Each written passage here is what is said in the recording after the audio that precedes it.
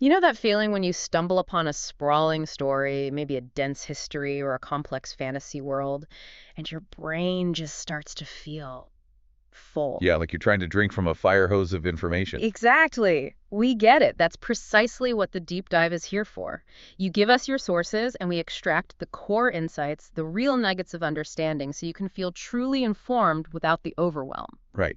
And today, we have a particularly rich source, thanks to one of you who shared excerpts from the Naraka Cycle book One Raven's Trial. Okay. Now, this isn't a straightforward historical account. It's a work of fiction. Mm-hmm. However, it draws deeply from the wellspring of great Indian epics like the Ramayana. Mm-hmm. So in a way, we're exploring timeless human themes through a brand new and, well, fascinating lens. Okay, let's unpack this then. Our mission in this deep dive is to really get to grips with the foundational elements laid out in these excerpts. Right. We want to understand the key conflicts that are starting to, bubble up, the characters who are going to be shaping this story, and the intricate world the author has crafted. Think of us as your guides. Exactly. We'll point out the important landmarks without getting lost in every single side path.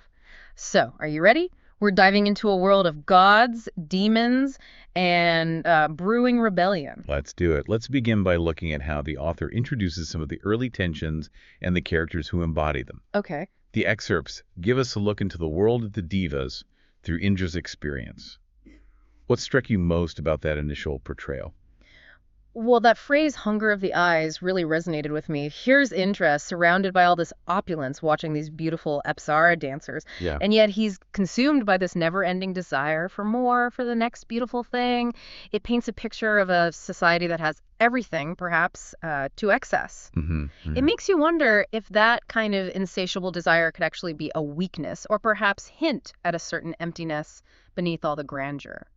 What do you think? That's a really insightful question. Indra's hunger of the eyes certainly establishes a powerful motif of desire within the Devan culture. It makes you consider the potential consequences of, unchecked sensory indulgence. Yeah. If we connect this to the bigger picture, it also creates a stark contrast with the later depiction of the Narakans, who are struggling for basic necessities. Right. This disparity in their fundamental needs really underscores the power dynamic between these groups, doesn't it? Absolutely. Following this, we encounter a very different kind of interaction between Namissa and Tungvura. What did that exchange reveal to you? This scene felt so much more grounded and immediately threw a spotlight on the social fault lines in this world. Okay. Namissa, a servant, is trying to deliver a message, supposedly from Emperor Indra himself. But this overseer, Tungvura, just dismisses her with this incredibly prejudiced remark about a bloody Rakshasan wench. Yeah, it's harsh. It's a really jarring moment that highlights the deep-seated disdain some Divyas seem to have for the Narakans. The fact that Tungvura doesn't even bother to check the validity of the message speaks volumes. Exactly. About how little value they place on Narakan lives, or even information coming from them. It makes you wonder how often crucial information might be ignored simply because of who is delivering it. Precisely. This brief exchange, though seemingly small, is incredibly effective in establishing the social hierarchy and the ingrained prejudice that permeates this world. Yeah. The overseer's casual bigotry really foreshadows the potential for systemic injustice and mistreatment that could be a central driving force in the narrative. Okay, makes sense. Now let's turn our attention to Ravan and his experiences in the Forbidden Aranya, the jungle. What were the key elements that stood out to you from those sections? Rawan's journey into the Aranya felt like stepping into a realm of immediate peril and also sort of forbidden knowledge. That Devon sign, the lightning bolt on the shala tree, acts as this very clear warning, a boundary that Narakans are not meant to cross. Right, keep out. And the text really emphasizes the multifaceted dangers of this place. It's not just the natural predators like Rakshasas and Nagas, but also the technologically and magically superior Devon warriors. They're hellbirds, longbows. Yeah, and Brahmaic magic. It paints them as a formidable, occupying force. It really highlights the power imbalance in a very tangible way. And what's fascinating here is how the author layers the dangers. The jungle itself is inherently hostile, but then you have this added layer of threat from the Devas. Totally. Rasha 1 is clearly skilled in survival within Naraka, but the introduction of Devon power significantly raises the stakes for him. We also see an internal struggle playing out within him in this environment, don't we? Absolutely. He's caught between this primal need to survive, I must survive, is a recurring thought, and this growing sense of responsibility towards the enslaved people he encounters. We get glimpses of his resourcefulness, his camouflage shelter. Yeah. Using thunberg vines shows he's adept at his surroundings. He knows the jungle. But then we learn that it's not just Asuras who are being oppressed. The Devas are also exploiting the Kineras, these horse-Narakan hybrids from the steppes and deserts. Ah, right. That broadens things. It really does. It broadens the scope of Devan domination and suggests a more widespread system of subjugation. And the motivation behind it all seems to be very material. Yeah. The Devas are in Naraka for the minerals and metals. It gives a very concrete reason for the conflict, beyond just abstract power struggles. That's a crucial point to consider. The inclusion of the Kinnaras expands our understanding of Devan control beyond a single group, suggesting a more systematic exploitation of various Narakan peoples. Okay. And grounding the conflict in the acquisition of resources gives it a very tangible and, well, historically resonant dimension, doesn't it? It does. Following this, we see Ravan in a direct confrontation with the Devas as he tries to escape. What were the pivotal details of his flight? It was a classic high-stakes chase, really underscoring that power imbalance again. Ravan, with just his bow and arrow, is being pursued by dozens of Devas. Overwhelming odds. Totally. His internal thoughts really convey that. But even while fleeing, he's incredibly observant. Oh, yeah. He takes in the fortifications of the Devon mine, the ironwood stakes, the watchtowers, the guards. It paints a picture of a massive and heavily defended operation. Right. Serious business. And then we see his ingenuity in trying to throw off his pursuers by masking his scent using his pack and an incantation against a teak tree. Ah, the scent masking. Interesting. Yeah, he's using every skill and bit of knowledge he has just to stay one step ahead. His resourcefulness in that moment is really telling. Yeah. The scent masking technique suggests a fascinating blend of practical survival skills and perhaps a touch of local magic or, ritual. And the detailed description of the mine's defenses really emphasizes the extent of Devan control and the immense challenge anyone would face in trying to liberate those enslaved within. A huge challenge. The excerpts also hint at another layer of Devan security in the area, didn't they? Yes, the use of venomous pit vipers as sentries. Oof. Nasty. It's a particularly cruel tactic, creating this natural barrier that's difficult to overcome. But this also serves to highlight Rawan's extensive training, as he manages to evade them successfully. Right, he credits his training. He even offers a silent acknowledgement to his teachers for preparing him for such dangers.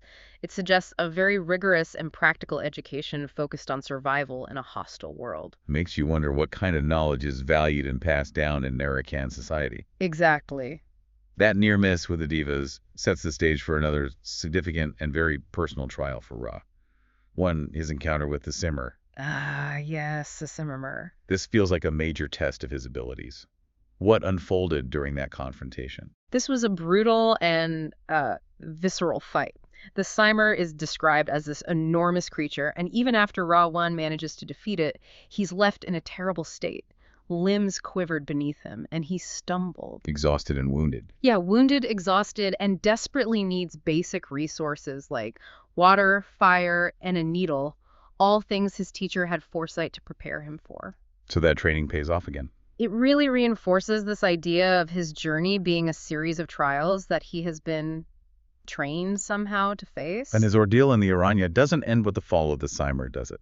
There are further challenges he has to overcome. Not at all. He sustains a serious wound on his back that's at risk of infection. He uses poisonous mulberry sap as a form of protection. Useful again. And then has to navigate through this incredibly painful terrain of cycad thorns. It really underscores the unforgiving nature of his environment and his sheer resilience in pushing through such adversity. Intense. But then, in the aftermath of this intense fight, there's this unexpected encounter with the baby Simmer. What did you make of that moment? That encounter felt like a significant turning point, maybe, in how the author portrays Rawan's character. What did you observe in his interaction with the baby Simmer? Just after this fierce and deadly battle with the mother, Rawan comes across this vulnerable baby. Right. And despite being injured and exhausted himself, he shows the surprising amount of compassion. He doesn't harm the chick, even when it reacts defensively. He even coos at it, comparing it to the palace cats. This display of empathy, immediately after such a brutal act of survival, reveals a depth to his character that goes beyond just being a hardened warrior. A softer side, maybe. Yeah, it suggests a capacity for mercy and perhaps a connection to the natural world that we hadn't seen as clearly before. It certainly adds a layer of complexity to his character. It makes you wonder if this compassion might play a significant role in his future actions and his interactions with others. Could be. Following this encounter, the excerpts detail Rawan's rather intense self-healing process. What did you learn about him through this? This was a pretty vivid and crucial section. He finds a stream, manages to create fire, boils water, demonstrating fundamental survival skills. Basic survival, yeah. But then he takes this incredibly difficult step of actually restitching his own deep wound using a heated needle and linen thread. Wow. That takes grit. Doesn't it? He then applies sacred ash, vibhuti, and even uses a spell to ward off insects. It highlights his remarkable self-reliance, his determination to survive against all odds. And that blend again. And again, this interesting blend of practical knowledge and perhaps spiritual or magical practices. It really makes you appreciate the level of training and mental fortitude he possesses. The fact that he undertakes such a painful and demanding task himself really underscores his unwavering commitment to returning. Definitely. We also get a glimpse into his internal thoughts and concerns during this period of recovery. Yes, he's grappling with the potential repercussions of his actions, whether the divas are still hunting him, if they know who he is, and if his actions will bring harm. Understandable worries. He also makes a conscious decision to keep the existence of the mine a secret for now. And then there's this small but significant moment where he gives the baby Simurgh a name. Yes. It's another subtle indication of his connection to the creatures of Naraka. It makes you wonder about his relationship with the world around him. His return to Lanka elicits a powerful reaction, particularly from Surpan. What did you glean from their reunion?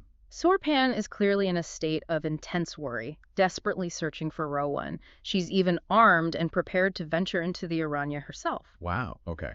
The reunion is charged with emotion. Surpan's relief and anguish are palpable. But then Rawan's reaction is quite unexpected. How so? Despite enduring what he calls hell, his overwhelming response upon returning is this almost hysterical laughter when he discovers that his sister, his sweet, sweet Anuja, is missing. Laughter? That's odd. It's a really striking and somewhat unsettling moment, highlighting the depth of his concern for her, perhaps even more so than the trials he himself just faced. It's a fascinatingly complex emotional response. It's almost as if the relief of returning cracks under the weight of this new worry for his sister. Yeah, maybe. This immediately shifts the focus and establishes a new driving force in the narrative, the urgent need to find his missing sister. Right. The excerpts then give us a glimpse into Surpan and Harsha's own predicament. What were they involved in? While Rawan was battling creatures and healing himself, Surpan and Harsha were engaged in their own risky endeavor, an escape attempt from the palace. Okay, trying to get out. Their goal is the Mukuta Mandir, the crown temple.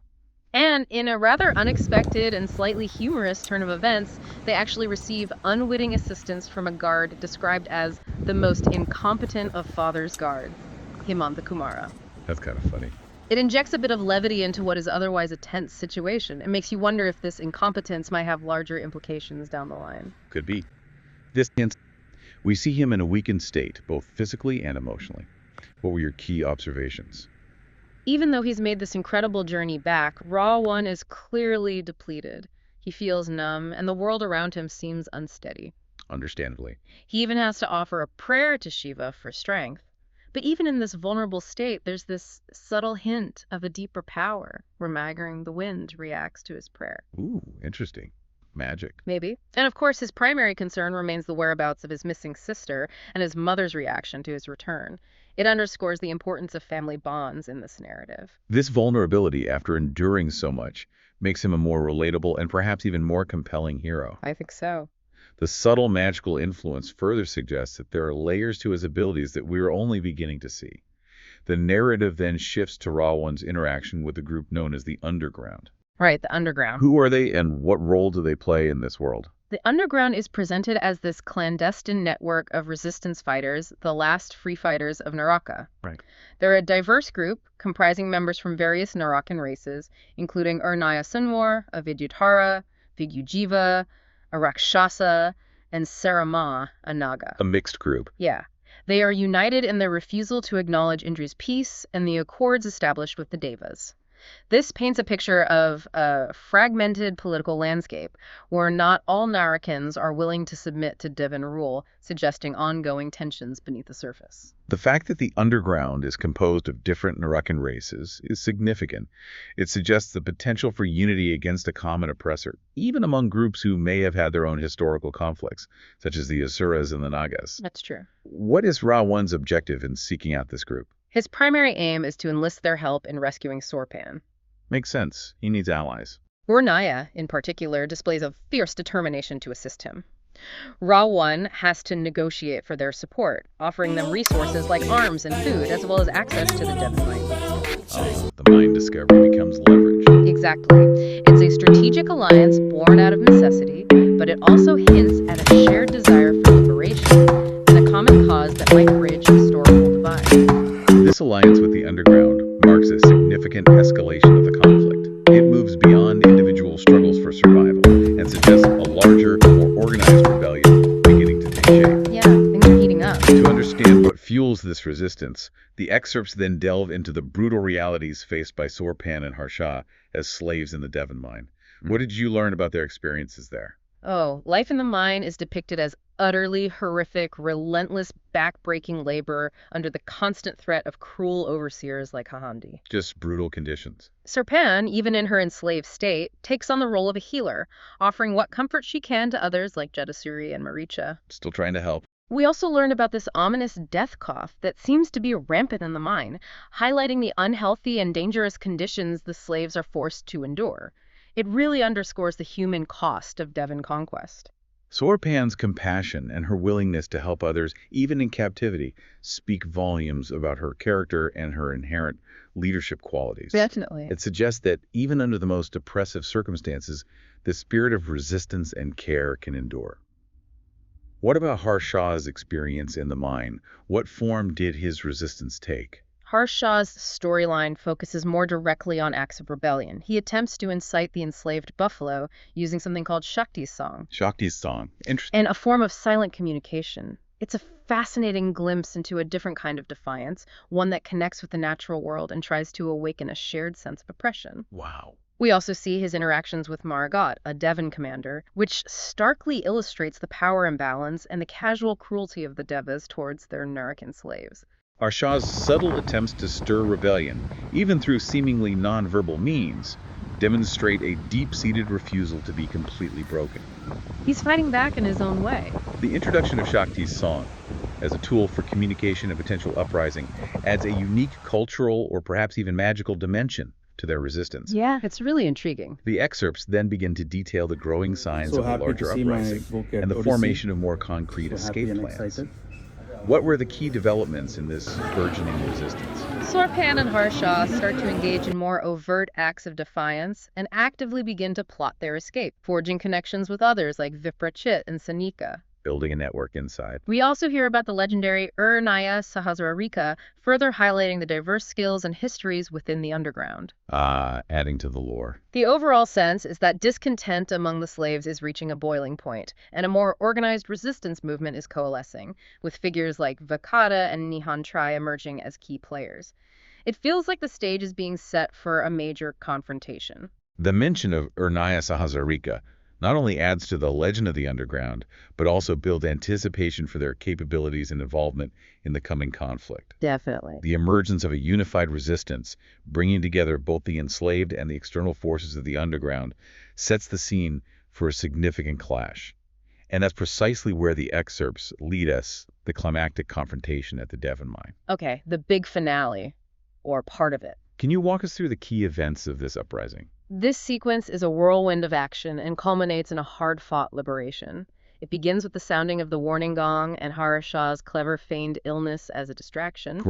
Then the buffalo stampede, orchestrated through Shakti's song, creates widespread chaos and disruption. Using the environment again. This is followed by a coordinated assault as the enslaved rise up from within and the forces of the underground arrive as reinforcements, with notable figures like Kumkarn and Vidyujiva joining the battle. The cavalry arrives. It's a moment where individual acts of defiance coalesce into a larger rebellion.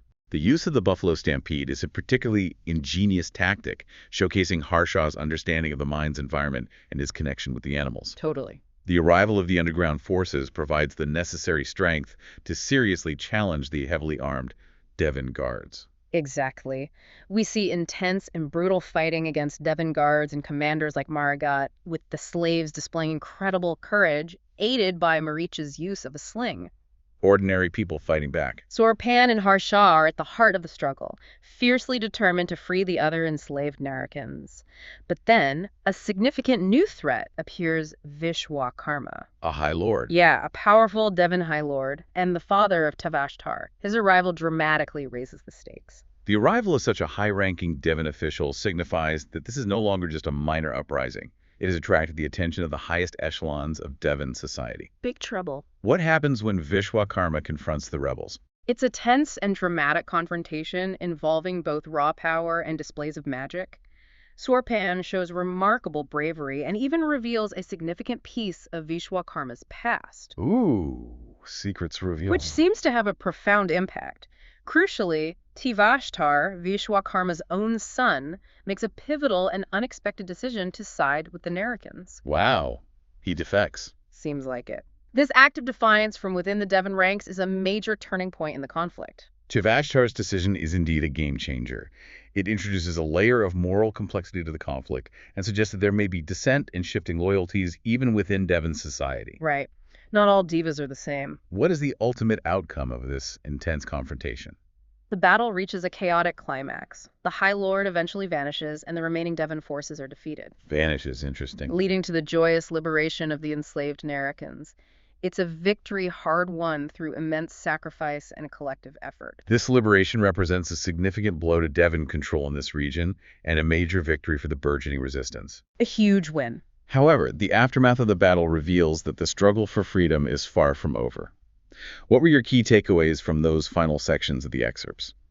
The immediate aftermath is a mix of elation and profound sorrow. Funeral pyres burn for those who fell. The cost of victory. And Ravan, despite playing a crucial role in their liberation, experiences a deep, almost dry-eyed grief, understanding the true cost of their freedom. Heavy. There's a powerful sense of unity among the different Narakan races as they mourn their dead and celebrate their shared liberation. Unity in grief and freedom. But then, news of this defeat reaches Indra in Swarga, and his furious reaction signals that this victory will likely have serious repercussions. Exactly. His misunderstanding of the situation and his plans for retaliation suggest that a much larger conflict is on the horizon. So it's not over. Not by a long shot. The overall feeling is that while the power dynamics have shifted in this one instance, the long-term struggle for the Narrakans is just beginning. The ending certainly leaves us with a sense of foreboding and the anticipation of a wider conflict. Indra's anger and his plans for revenge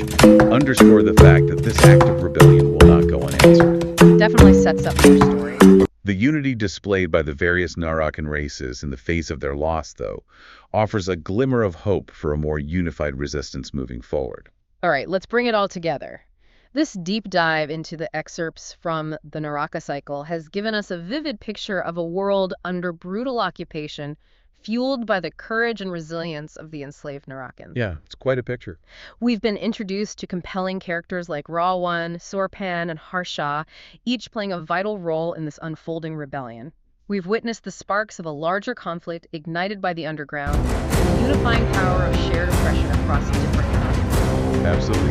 The interconnectedness of the individual journeys and struggles within these excerpts is truly remarkable. Rawan's initial discovery inadvertently sets in motion a chain of events that culminates in the mine's liberation, orchestrated by the combined efforts of Surpan, Harsha, and the underground. It beautifully illustrates how seemingly disparate actions can converge to bring about significant change. So here's something to really chew on. What are the lasting consequences of this successful rebellion?